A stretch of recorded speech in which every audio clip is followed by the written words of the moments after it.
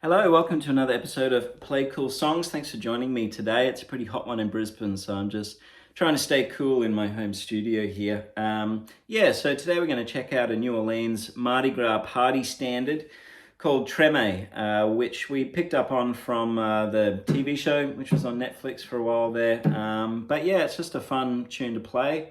And I thought I'd talk about some rhythm guitar concepts using this one today. So let's jump into it. I'm in the key of E flat, using that E flat 7, or 9, sorry. Pop the 9 on tops there, and then I've got my A flat 7 here as well. And really they're the two chords which will get you through the song. So I'll just start with the verse and show you how I play through those the chords.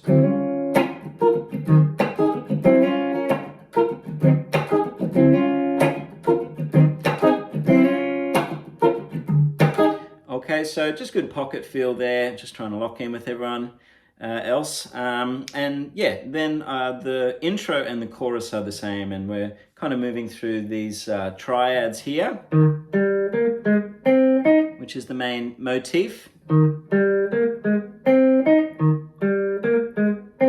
which I play that 3 times. And then we do this chromatic rundown from the G flat down to the E flat. Okay, so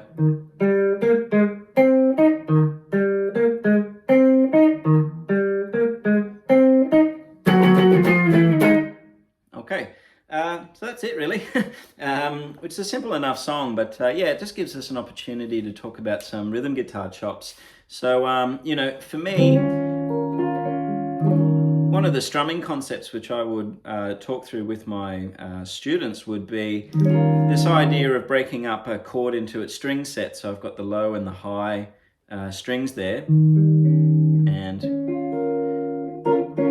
a lot of my strumming attention in this type of song is on that top end of the chord, because that just fits nicely into the band mix. And really that's the sweetness of our instrument, is in that bright sound up top there. So looking at an A flat 7 chord there,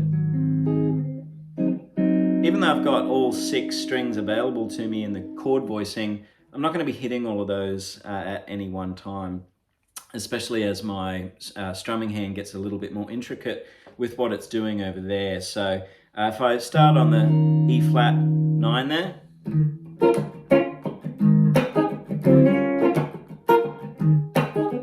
just play through that slowly.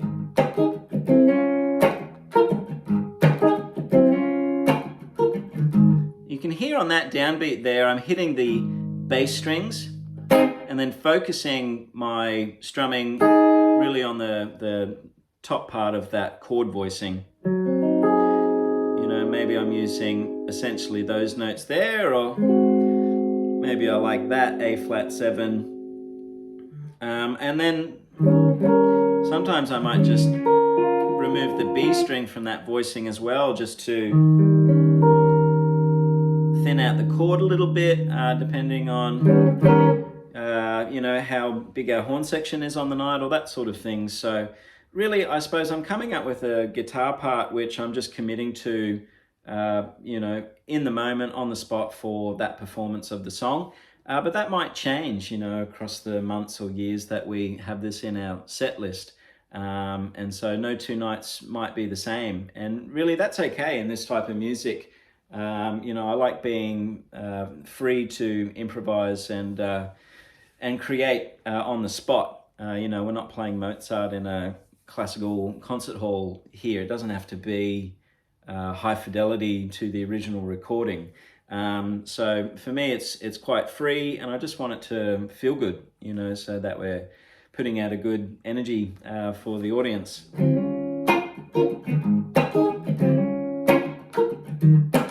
Right, so that's where it starts, and then maybe I want to put a little fill or something in there, or play through maybe the A flat 7 in a different way.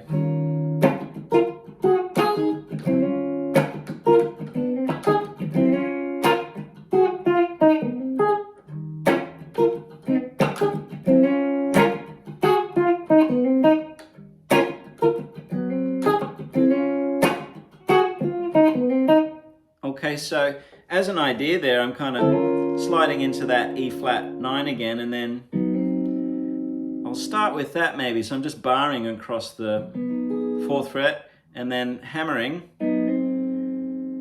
the minor to major 3rd there on the 4th to 5th fret of the G string. Okay, so let's just start on that.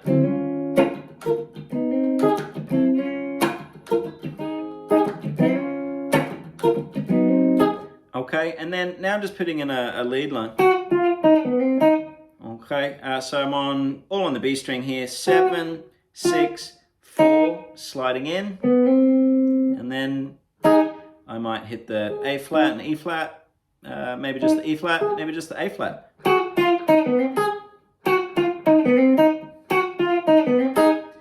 You know, so there's a little melody in that. And, you know, those sorts of things just create interest as the song's moving forward. I won't do it every single time that I move to the A flat chord.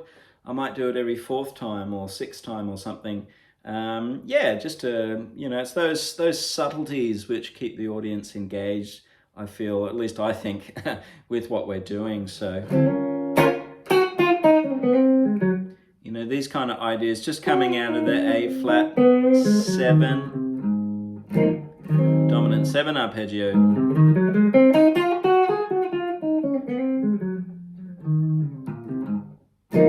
All that stuff, you know, is fair game when you're putting together some melodies within that chord.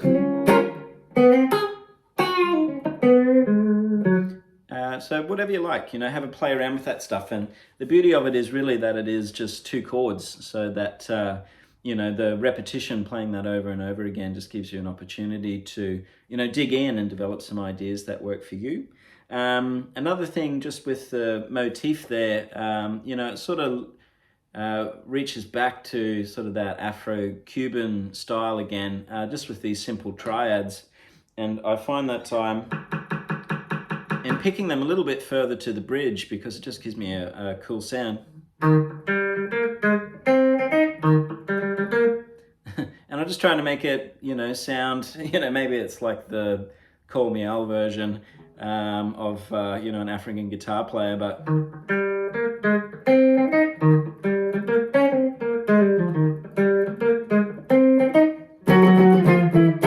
Yeah, so sometimes I'll just run down that E flat 7 scale. Just because it sounds cool. And I don't know if that's in the original or not, but I don't really care. You know, that's just something that I might do in the performance.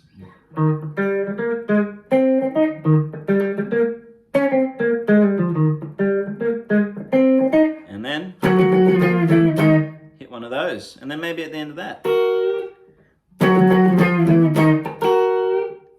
I like that little double stop bend there. I'm on the 6th fret of the E string, and then just bending up minor 3rd to the major 3rd on the 7th fret of the B string there. Yeah, so that's kind of it. You know, I will have to solo over that from time to time, and I really just stick to E flat major, just E flat major bluesy stuff.